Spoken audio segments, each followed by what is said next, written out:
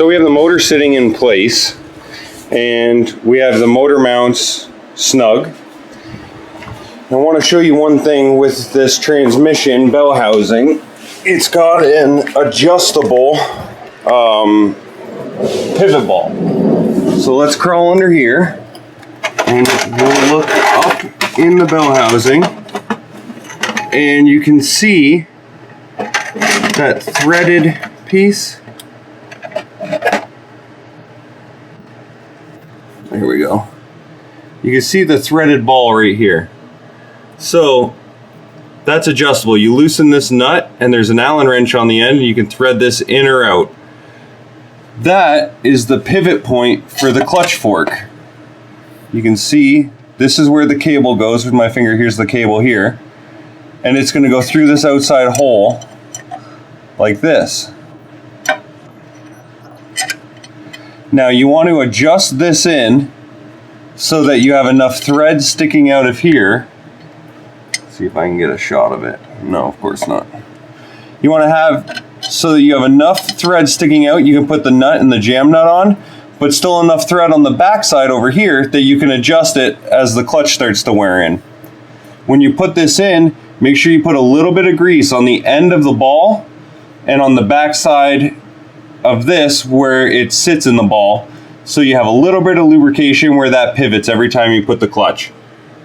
Your throwout bearing goes here. Make sure you change the throwout bearing. It's like an $18 part, cheap insurance, so you don't get that weird howl when you have the car sitting at a red light or anything. So we're back out in the garage today, and as you can see, we have the motor in place. Transmission went in yesterday after we adjusted the clutch fork. Got the cable and everything in. You can see the cables routing right here. Comes up from the firewall, loops down behind the supercharger bracket, around the oil filter there, and then back up. When we put the bracket on, we put our crank pulley on, and with our aerospace pump, the belt is pretty much hitting the bottom of the water pump here. So, easiest solution, we're going to try and get a smaller crank pulley. If we can't get a smaller crank pulley, there's two little spacers. Let me move this wiring out of the way. There's two spacers right here you can see. We're going to try and pull those spacers out and set the water pump all the way back to this cover, and hopefully that'll buy us enough to get the belt by. So that's the problems we ran into yesterday that stopped us. Today, we set the new Sniper EFI, the 1200, onto the intake. I just put the coolant sensor in, and we're just starting to go through some of the wiring and figure out where it all has to go.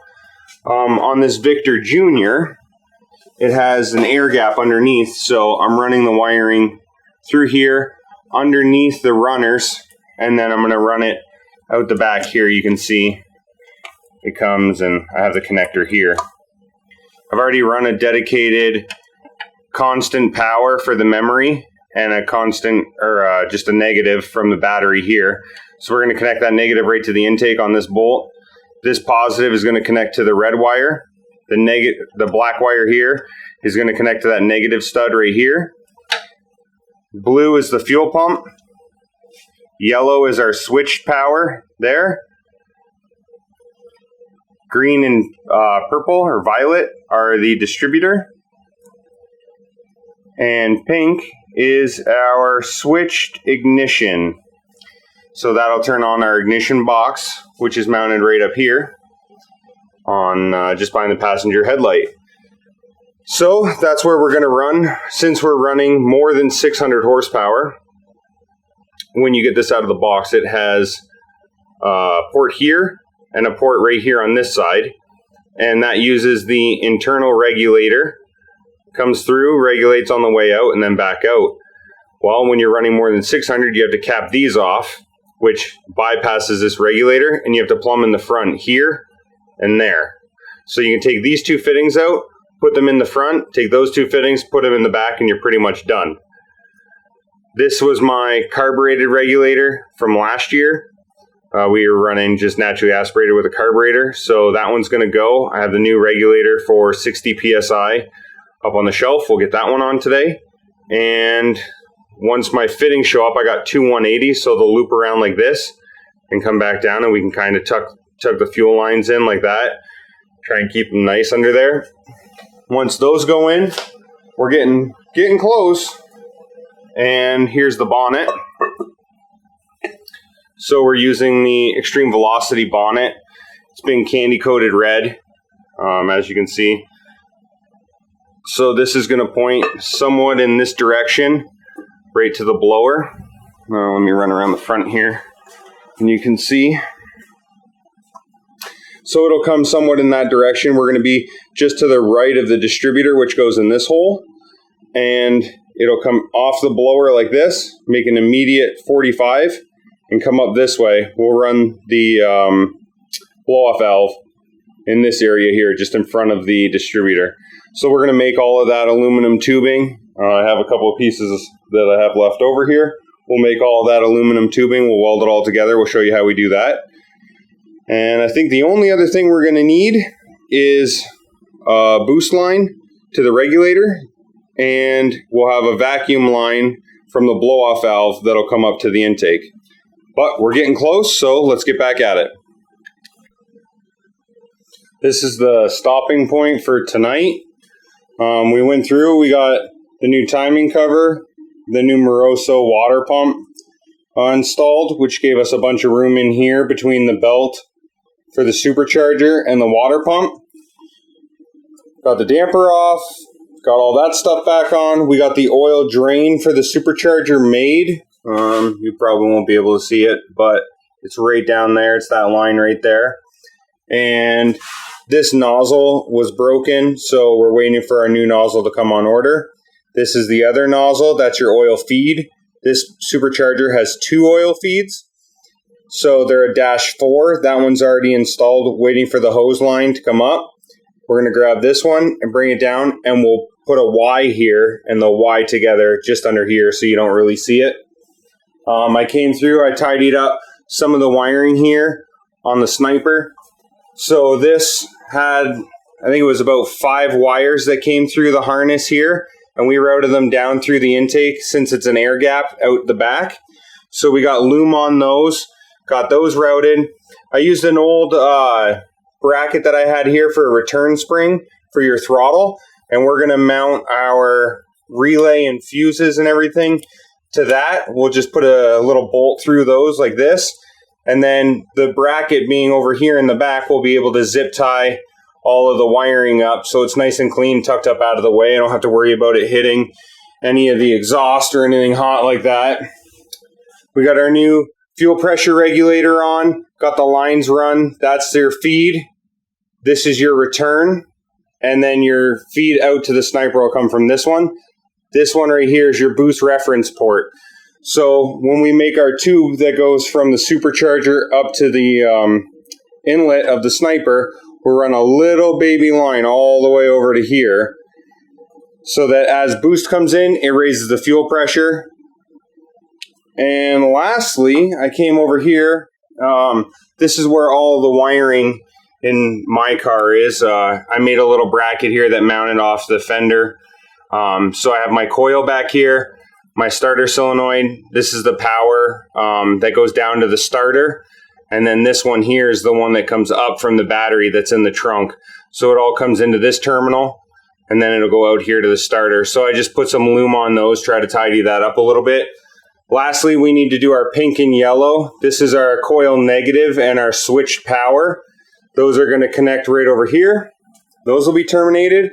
And the last thing we need to do, second last I should say, the second last, this is your O2 sensor for the Sniper. I routed that down. It's going to go to the passenger side, about 6 inches behind the collector. And then the last thing is we have this little clip right here. Grab that, this little guy. And that's going to be for our fuel pump on and off, and our electric fans, and a couple other inputs that our Sniper have. So we're getting there. Hopefully tomorrow I can come back out for a couple more hours and do a little bit more. I'd like to get the belt for the supercharger tensioned. I still have to make an alternator mount. What I was planning on doing was installing it down here on this bottom bolt and letting the alternator swing way down so everything's mounted nice and low. And it'll kind of keep everything, looking decent up in the engine bay. So yeah, we'll get that stuff on, and then very last, after we have everything done and we're just getting ready to fire, we're going to swap out these valve covers. We don't like chrome here, as you can tell, so we're going to get rid of those. I have some nice new ones sitting waiting to go on. So that's it for tonight. All right, guys, quick update. So we got our oil feed lines right here over to the Novi. They drop down. There's a Y right down in the bracket there that drops down to the oil pressure port. That's our return line right there. Comes out, loops 180, and Y's down into the return. So if you look at the fuel system, it's set up like this. This is my fuel in. It's dash 10. Fuel out to the return back to the tank is out the bottom here. It goes 90 degrees and out. And then right back here, there's a Y. You can see the fitting here and there. So I have this set at 60 PSI. The fuel is going to come out of this, come through this line here into the fuel injection, the Sniper. It's going to come out this side and back down and out the back. So anything that goes back is wide in the return, and then the feed gets regulated on its way in. I have the intake sitting on here. I just started mocking this up. So as you can see, we're not running an intercooler on this setup. It's going to go straight from the supercharger straight into the top of the Sniper. So we needed a tube. This is a 45-degree tube. It had about 8 inches on each side of it that I ended up cutting off up here and down here. And then we need a blow-off valve in this setup. So what we did is I cut a hole in the pipe right here, and I have this pipe that's going to fit in roughly like that. So if you look at it like this, the blow-off valve will be stuck in front of the distributor, and the rest of the air will be going back. Once that's welded on, you can see the top here has a vacuum hose port right here. We're going to pull vacuum from underneath the Sniper. In the backside of the Sniper, let me get over here. The backside of the Sniper, there's a couple ports here. One here, and there's one underneath the regulator a little further. Those we're going to pull a vacuum from.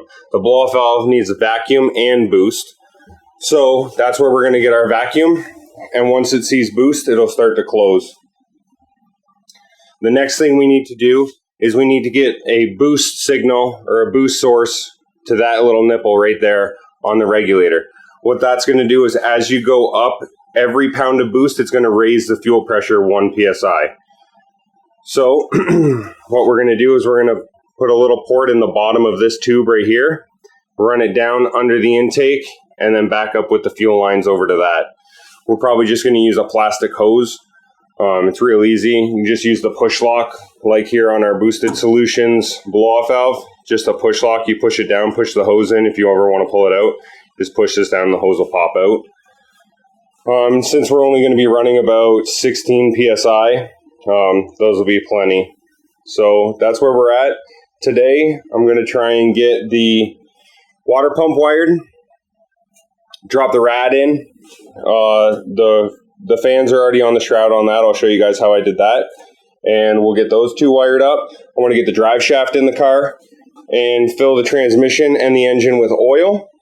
And we're almost ready to start. I still have to go and do a alternator mount. This is just a mock-up right now to see what I'm going to have to do because I want to mount it really low. The old alternator mount that I had mounted in that location there, but it's stuck up real high like this. And I'm not really a fan of that. So we're going to make a new bracket that kicks it down here, and it'll tension on the bottom like this by swinging on that bolt to tension the belt here. So yeah, we're going to get a bunch of wiring done today. Oh, and one last thing. So the Sniper has 6 inputs and 6 outputs. And what I want to be able to do is data log certain things that I feel are important. So I have the gauge set up on the fuel pressure regulator right there. We're going to use that for initial setup. I'm going to pull it out and I'm going to replace it with this Holley 100 PSI transducer. What the transducer is going to do is it's going to feed the information back to the handheld, which eventually I'm going to replace with the Holley dash. And that will let me log fuel pressure at all points in time, during any runs, during any data logging, anything like that. So we're going to put one of them on the fuel pressure regulator. The other one's going to be on our oil pressure. That's what this one's for. I'm going to plug this one into the oil pressure, wire it all in, so that on initial startup I can see what kind of pressure we're going to get.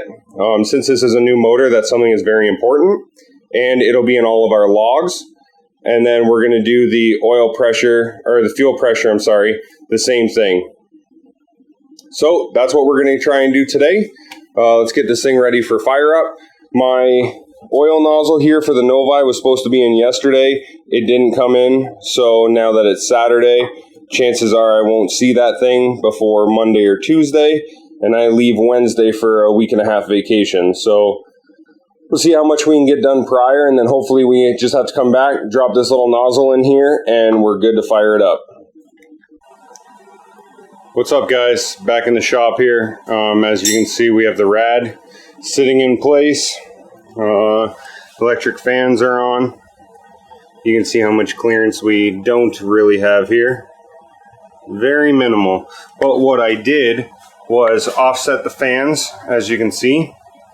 And what that allowed me to do was clear the pulleys so that I can get 2 fans on it and still be able to have a little bit of clearance. These fans are Mishimoto 10-inch fans. They're 1100 CFM a piece. And what I did was I took a piece of 1/8 aluminum, and there's 4 little tabs here. You can see the bolts, 1, 2, and then 2 on the other side. And I just put a washer in between to give a little bit of space off of the cooling fins. And I traced the fans out. You can see the black permanent marker there. I traced the fans and cut 1 inch on the inside of that with a plasma cutter and bolted the fans on. I wired the 2 fans, as you can see here, wired the 2 fans together. It goes down to one of those Deutsch connectors that I showed you earlier, so it's real easy to take the rad in and out when it's needed. Yesterday, we wired in the electric water pump. That comes on when I go key on, and the fans are on the temp sensor here for the Holley, so those go on at 190. I figured the water pump should always be on when the key's on, so that's why we did that. The fans don't have to be on at all times. Other than that, I got the intake tube finished up. I'll show you guys once I get it tigged tomorrow. That was almost done the last time you guys saw it, but I added a little piece on the top side where it goes into the bonnet, just to make sure we can get a nice clamp on it. What else do we do here? Fuel feed is done. Comes here, wraps around 180 to there. I got the bung selection made for the intake tube to go up to that boost reference port right there on the regulator. Other than that, let me jump around the hoist here. Other than that, we got some more of the wiring done on the Holley. These two have to go over. This is my points connection, the white. That's going to connect the MSD box. The blue is my ground connection. That's going to turn the fans on. This little wire right here that's in the loom, I ran those inside the car. That's for the tack and the digital dash. As we talked about, I want to get one of those. Coiled up right here with the blue tape on it. That's the fuel pressure sensor. Transducer wiring. So what's going to happen is once I get this thing running and I know that it has 60 psi of fuel pressure, I'm going to pull this gauge off right here. I'm going to send this wiring up, and it's going to go to a transducer. What that's going to do is when I go to data log, it's going to tell me the fuel pressure always. I can see what it is today. I can see what it is next week. I can see what it is 2 years ago. So that'll be nice to have that information in all the data logs. And we're going to do the same to the oil pressure sensor, which I was telling you guys about already. So yeah, it's been a long day of wiring. You see we got a whole slew of a mess here, wiring connectors and everything. We're going to clean that up. We're going to go jack the car up, put the exhaust on. I need to put the bung in for the O2 sensor. I'm going to run in a different spot so I can run a wideband and the O2 for this. So we're going to do that today. We're going to do the exhaust on today, put the drive shaft in today, hopefully get some of the fluids in it, and then all that's left is popping the distributor out. We're going to prime the oil pump. I'll show you how to do that, and we're going to give her fire up, see what happens here. So let's get back at it. So it's been a couple weeks since we got out here. As you can see, we got the intake all welded and powder coated. The little joint I was talking about is right here. You can see as this angle and the angle of the boot here weren't perfect. We just cut it, put a little piece in so that we can get a nice clamp on there. What we're going to look at today is the oil nozzle. This oil nozzle goes just underneath the tape here. This oil nozzle is supposed to fit in the Novi. As you can see, it's too long. It hits the gear inside. So what we're going to try and do is cut the tip of it down here so that we can thread it in. The threads appear to be the right size, and the fitting here appears to be right. It's just too long in this area here. So we're going to cut that down today. We're going to try and get that modded up on there. We have the fittings. If you look here, that's going to be the fitting that goes all the way back to the fuel pressure regulator to raise the fuel pressure as we get boost. And we have one more hidden just down here, and that one is going to go to a vacuum source on the back of the Holley to open the blow-off valve at idle. We're going to try and get some spark plug wires on it, make a little rad hose, and we'll put some clamps on here, and we're going to try and fire this thing up today. So as you can see, I cut the tip of the nozzle off, and the hole in the end is very, very big compared to what it was. So what we're going to do is we're going to weld the end of this shut, and then we're going to drill the same size hole back in it, and that should give us the same amount of pressure we need on this little oil injector for the blower.